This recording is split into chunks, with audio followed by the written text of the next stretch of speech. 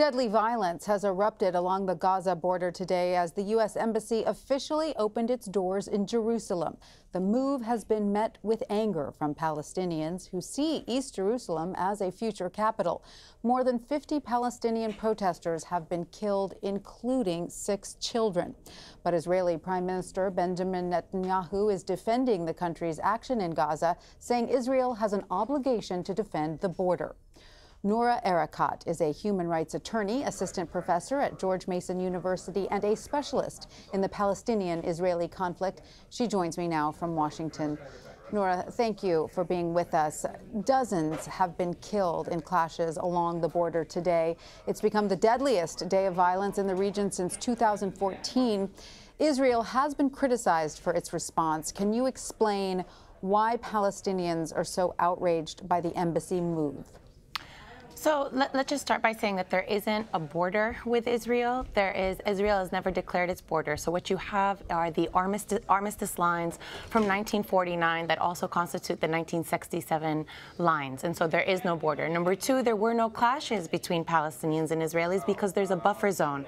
So Palestinians who are gathering in order to protest their dispossession and removal and they're demanding their right to return as refugees are basically not confronted by any Israeli civilians, not posing harm to any Israeli civilians, to any military installations, or to any Israeli soldiers. So there are no clashes.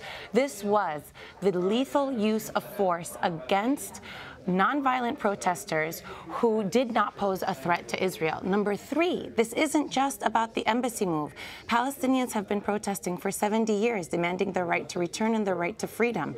Since March 30th of this year, Palestinians have been gathering for the Great Return March, demanding that they have the right to return as refugees. It happens to coincide on the day that the U.S. is opening up its embassy in Jerusalem, and that is why there is a coincidence of these issues. But Palestinians are there every day protesting in silence or in marches, with or without the spectacle of an embassy opening. So you do not believe then that Hamas is inciting these protesters?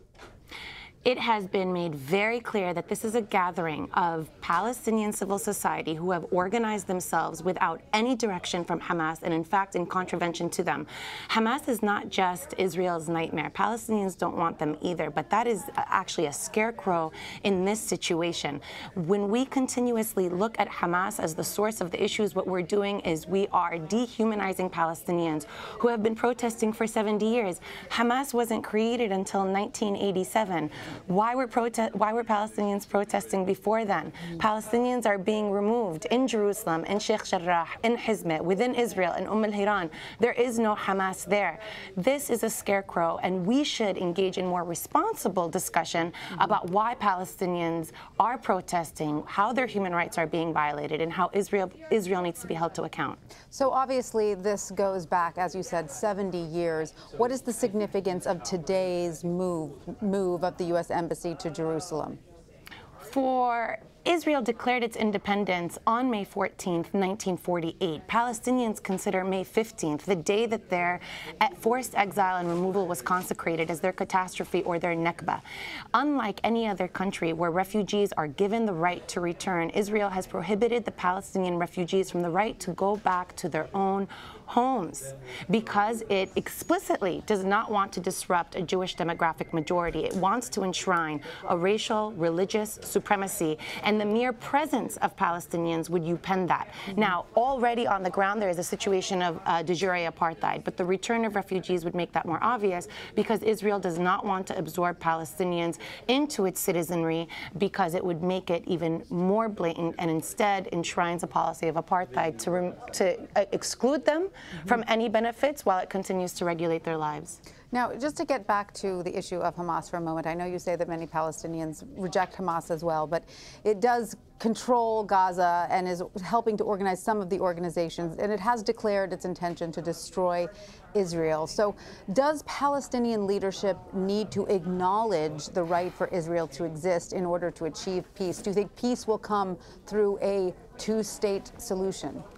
Do you know, I think your viewers should know, that Palestinians, the Palestinian National Council, recognized Israel's right to exist in 1988 and declared that Palestine will have an independent state in the West Bank and Gaza since 1988. They agreed to this again in 1993. This is an old situation. The only entity that does not want Israel's state within the 1967 borders is Israel itself, because it wants the entirety of the land between the River Jordan and the Mediterranean Sea. It has obviated a sovereign Palestinian state. It is the source of dysfunction. Netanyahu has said numerous times there will never be a Palestinian state. When he says that, he's basically saying there's no two-state solution. It's really odd then that we go back and put the blame on Palestine for what Israel has torpedoed as the best way to ensure its exclusive sovereignty. And then about Hamas, it also merits mention that Hamas has recognized that it would enter into negotiations with Israel in a unity government, and that it also endorses a two-state solution. So unless we want to blatantly disregard the empirical evidence on file, we cannot pursue this line of reasoning. What would you suggest then at this point, Palestinians do going forward? In Jared Kushner's speech at the opening of the embassy, he said, and this is his opinion, Palestinians participating in the Gaza border protests are, quote, part of the problem and not part of the solution. What is your response? What should Palestinians do? I wonder, I ask myself the same thing. What should Palestinians do? How much more do they need to do to protest peacefully, to have barbecues at the border, to fly kites, to have circuses, to actually participate in flotillas that are breaking the blockade, to engage in boycott, divestment, and sanctions of Israel? We have tried almost everything, and everything that we do, we're being told that it's our fault that we can't be free. That's the problem. It's almost like telling Black Americans, you can't be free unless you just capitulate and stop protesting and stop demanding equality and stop demanding freedom, as if it was MLK's fault for crossing the bridge in Selma and not the fault of white supremacy that was subjugating a population unreasonably, cruelly, immorally. So my question is, what will it take for the international community to finally respond and say, how many poor Palestinians need to be killed? 6 children were killed today. 108 Palestinians have been killed since March 30th. How many more decades do they need to endure this subjugation before there is a shift in this unreasonable status quo? And what would you recommend? I would recommend freedom.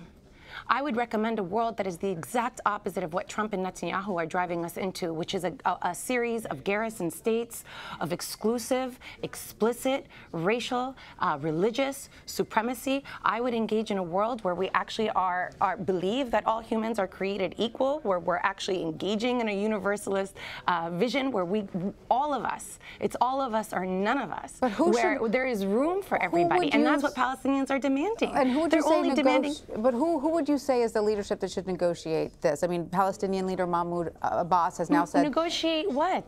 Negotiate what? The Palestinians have been negotiating for 25 years. And in every series of negotiations, what has been offered to them, if you study the text, what has been offered to them is a series of autonomous regions where they don't exercise sovereignty. They are being given the choice of how to decorate their prison cells. They are not being given the choice to be free. If Palestinians want to negotiate, they said in 1988, we recognize Israel. We just want a state alongside Israel. That wasn't in contest. The only impediment to that realization has been Israel itself. So why don't we start shifting the conversation and ask Israel why it doesn't want to negotiate with Palestinians, why it doesn't want to recognize their right to exist, why it wants to maintain a supremacist regime that provides racial benefits based on religion rather than on human existence. Noura Erakat, thank you so much for your time today. Thank you for having me.